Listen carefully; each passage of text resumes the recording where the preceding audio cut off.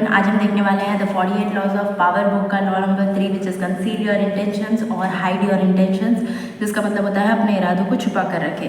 अब ये लॉ आपको सीधा सीधा ये कहता है कि अपने इरादों को हमेशा छुपा के रखें। आप जो गोल्स सेट कर रहे हो, आप जो प्लान्स बना रहे हो, उन्हें किसी को मत बताओ, उन सब चीज़ों को छुपा के रखो। अगर कोई आपसे पूछता भी है तो आप उन्हें वो जो वास्तविकता है ना उसके दर्शन मत कराओ। आप उन्हें कुछ भी बोल के घुमा दो।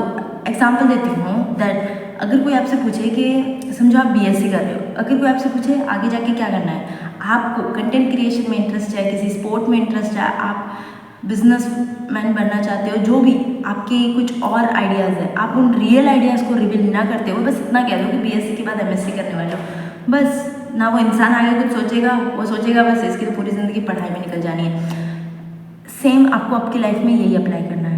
अब इसका मतलब ये नहीं कि झूठ बोलते फिरो, no no no, it doesn't mean that. But अपना जो रियल पाथ है, रियल आप एक प्लान बनाते हो, जब आप एक गोल सेट करते हो, आपके माइंड में आप एक प्लान होता है, वो प्लान आपको किसी को बताने की ज़रूरत नहीं है। बिकॉज इस दुनिया में 80% लोगों को कोई मतलब नहीं है, भाड़ में जाओ आप, आपको जो करना है करो।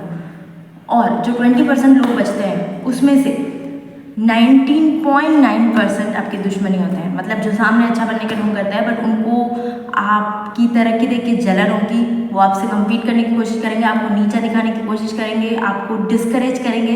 इसीलिए अपने इंटेंशंस को हमेशा छुपा के रखो और show them only the results, because silence is the power. और सेकेंड चीज़, ये लॉ हमें क्या कहता है कि that don't over react on anything. अपने इमोशंस पे कंट्रोल रखो। अब आप जब किसी चीज़ पे ओवर रिएक्ट कर देते हो, सामने वाले को पता है आप कैसे रिएक्ट करने वाले हो, लेकिन जब आप कोई एक्सप्रेशन ही नहीं देते, मतलब कोई बहुत ज़्यादा रिएक्ट नहीं करते, हर बार आप सोच समझ के रिएक्ट करते हो, तो सामने वाला क्यूरियस हो जाता है कि अब इसका रिएक्शन क्या होगा। So they get attract to us, होता है।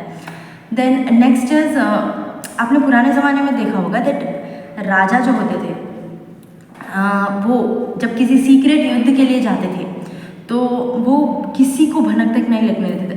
अपनी प्रजा के आदमी को भी भनक तक नहीं लगने देते थे, क्योंकि कौन गद्दार है हमें नहीं पता, तो किसी को भनक नहीं लगने देते थे और अचानक से जाके हमला ही करते थे सीधा, और सीधा जीत के आते थे।